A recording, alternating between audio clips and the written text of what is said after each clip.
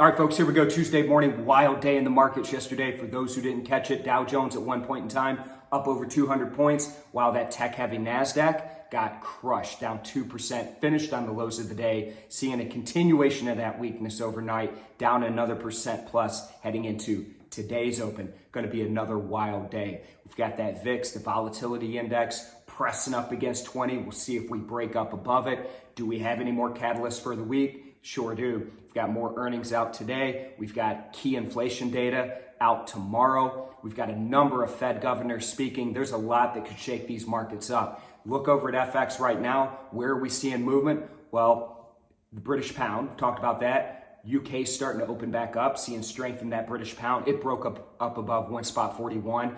Where else are we seeing movement? Those commodity-linked currencies like Canadian dollar, that dollar CAD, talked about it yesterday. Well, it broke below 1.21.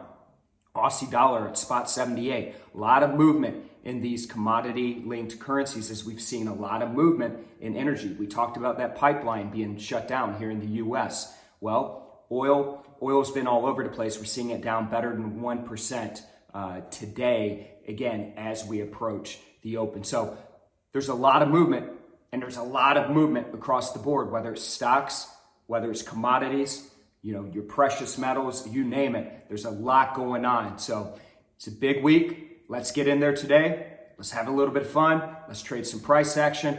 I'll check in with you folks again tomorrow.